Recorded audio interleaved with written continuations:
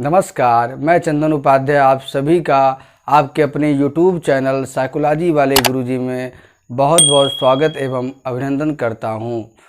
आज हम नेट के जिस महत्वपूर्ण टॉपिक पे बात करने वाले हैं वो है भगवद गीता।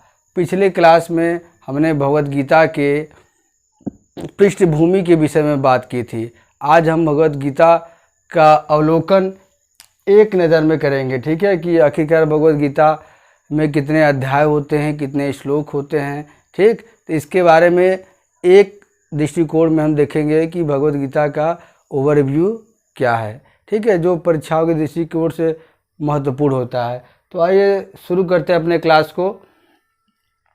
सबसे पहले आप देखें कि जो गीता है वो महाभारत का पाठ है, ठीक है। जो भगवद गीता है वो महाभारत का भाग है, जो महाभारत के भीष्म पर्व में, ठीक है।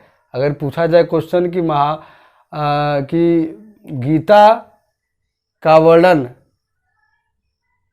महाभारत के किस पर्व में किया गया है, तो आप कहेंगे गीता जो है महाभारत का एक भाग है जिसका वर्णन महाभारत के भीष्म पर्व में किया गया है।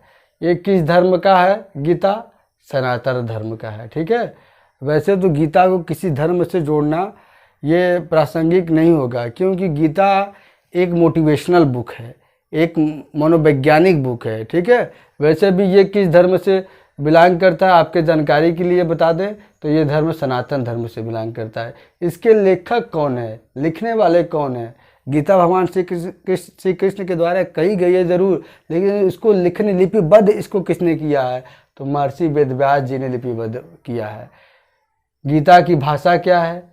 संस्कृत भाषा है, ठीक है। प्राचीन काल में संस्कृत ही जो है कि आम चाल की भाषा थी, लोग संस्कृत में ही बोलते। तो गीता की भाषा भी क्या है? संस्कृत है। इसमें कितने श्लोक हैं? गीता में 700 श्लोक हैं, ठीक है। 700 श्लोक में श्री कृष्ण जी ने 574 श्लोक कहा है, और किस भूमिका में? एज ए काउंसलर की भूमिका में, यानी कि वो परामर्श दे रहे हैं। किसको परामर्श दे रहे हैं? अर्जुन को दे रहे हैं। अर्जुन यहाँ पे क्लाइंट है, ठीक है। और 700 श्लोक में अर्जुन का कितना श्लोक है? 85 श्लोक है, ठीक है। और इसी तरह धृतराष्ट्र का 1 श्लोक है, संजय का 40 श्लोक है, ठीक। और अगर क्वेश्चन पूछा जाए कि इस ग्रंथ की रचना कब हुई, ठीक है, तो ग्रंथ की रचना के विषय में वैज्ञानिकों में मतभेद है, ठीक है, दर्शन शास्त्रियों में मतभेद है। फिर भी एक जो है लगभग 450 BCE के आसपास माना जाता है। अगर आप सन में बात करें तो 5560, ठीक है। अगर आप सन में बात करना चाहें तो 5560 ईसा पूर्व, ठीक है। और गीता में जैसा कि आपको हमने बताया था कि गीता श्री कृष्ण और अर्जुन का संवाद है। श्री कृष्ण जी यहाँ पे परामर्शदाता है और अर्जुन क्या है? वो परामर्श प्रार्थी है, ठीक है। Shri Krishna ji as a counsellor की भूमिका में है और अर्जुन क्या है? क्लाइंट की भूमिका में। श्री कृष्ण जी अर्जुन को क्या है? वो परामर्श दे रहे हैं, ठीक है। प्रत्यक्ष संवाद हो रहा है, प्रत्यक्ष परामर्श हो रहा है।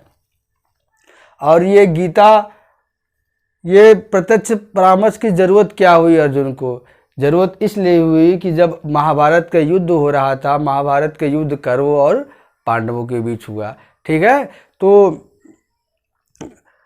जो अर्जुन था, जो महान धनुर्धारी था और श्री कृष्ण जी का सखा था, जब वो देखा कि एक तरफ वे लोग हैं जो मेरे दादा हैं और मेरे गुरु हैं, मेरे मामा हैं, मेरे सगे संबंधी हैं, मैं इनकी हत्या कैसे कर सकता हूँ? आखिरकार मैं इनको मार भी दूँ, मारने के बाद मैं राज्य पा भी जाऊँ तो मैं खुशी से कैसे रह पाऊँगा? और दूसरी तरफ वो है, मेरी पत्नी है, मेरी माँ है, मेरे भाई हैं, ठीक है, मुझे मेरी पत्नी, और दूसरी तरफ मैं युद्ध न करूं तो मेरी पत्नी का बदला पूरा नहीं होगा, अपमान जो मेरे भाइयों ने किया है वो जो है पूरा नहीं होगा, ठीक है। तो यही दुविधा उनके समक्ष उत्पन्न हो गई, ठीक। तो उस दुविधा को दूर करने के लिए गीता, यानी कि श्री कृष्ण जी ने अर्जुन के प्रश्नों का उत्तर दिया। गीता क्या है? अर्जुन के श्री कृष्ण द्वारा अर्जुन के प्रश्नों का उत्तर, या श्री कृष्ण द्वारा अर्जुन के समस्याओं का समाधान ही गीता है, ठीक। इसमें कितने अध्याय होते हैं गीता में? तो गीता में क्या है? 18 अध्याय हैं। और प्रत्येक अध्याय को क्या कहा जाता है? योग कहा जाता है। ठीक है, प्रत्येक अध्याय को योग कहा जाता है। अगर पूछे आपसे कोई एक योग किसे कहते हैं, तो योगस्य चित्त वृत्ति निरोधः, जो आपके चित्त की वृत्तियों को निरोध कर दे उसे क्या कहा जाता है? योग कहा जाता है। यानी कि मन आपका जो चंचल है, जो मन आपका चंचल इधर भटक रहा है, उसको जो एकाग्र कर दे उसे हम योग कहेंगे। और योग क्या करता है? शरीर और मन को प्रशिक्षित करता है। आपके शरीर यानी कि बॉडी और माइंड में एक डिसिप्लिन मेंटेन करता है। ठीक है, किस लिए? जिससे आप परम चेतना की प्राप्ति को प्राप्त कर पाए, जिससे आप जो है आपका जो अल्टीमेट गोल है उसको आप प्राप्त करें। असल में जो सुख शांति है उसको आप प्राप्त कर लें। ठीक है, तो यहाँ पे 18 अध्यायों को जो है 3 भागों में बांटा गया है और प्रत्येक अध्याय का नाम है। ठीक है, तो अध्याय 1 से 6 तक को क्या कहते हैं? कर्मयोग कहते हैं। ठीक है, इसमें 6 तक अध्याय है, 6 का भी योग का नाम दिया है, उसको भी देख लेते हैं। ठीक है, अध्याय 1 को क्या कहा जाता है? अर्जुन विशद योग। अध्याय 2 को क्या कहा जाता है? सांख्य योग। अध्याय 3 को क्या कहा जाता है? कर्म योग। अध्याय 4 को क्या कहा जाता है? जनन योग। अध्याय 5 को क्या कहा जाता है? कर्म वैराग्य। अध्याय 6 को क्या कहा जाता है? अभ्यास योग या आत्म संयम योग। ठीक है, अब उसी तरह अध्याय 7 से 12 को भक्ति योग कहा जाता है। ठीक है, अध्याय 7 से 12 कंप्लीट रूप जो अध्याय 7 से 12 उसको भक्ति योग कहा जाता है। लेकिन सभी अध्यायों का अलग अलग भी नाम है। जैसे अध्याय 7 को ज्ञान विज्ञान योग कहा जाता है। अध्याय 8 को अक्षर ब्रह्मा योग कहा जाता है। अध्याय 9 को राज विद्या गुहा योग कहा जाता है। अध्याय 10 को विभूति योग कहा जाता है। अध्याय 11 को विश्व रूप दर्शन योग कहा जाता है और अध्याय 12 को भक्ति योग कहा जाता है। ठीक, अब तीसरा अध्याय 13 से 18 को जनन योग। जनन मतलब होता है जानना, ज्ञान। ठीक है, अब उसी तरह अध्याय 13 से 18 के भी अलग अलग नाम है। अध्याय 13 को कहा जाता है क्षेत्र क्षत्रज्ञ विभाग योग। अध्याय 14 को कहा जाता है गणितय विभाग योग। अध्याय 15 को कहा जाता है पुरुषोत्तम योग। अध्याय 16 को कहा जाता है देवासुर संपत्ति भाग योग।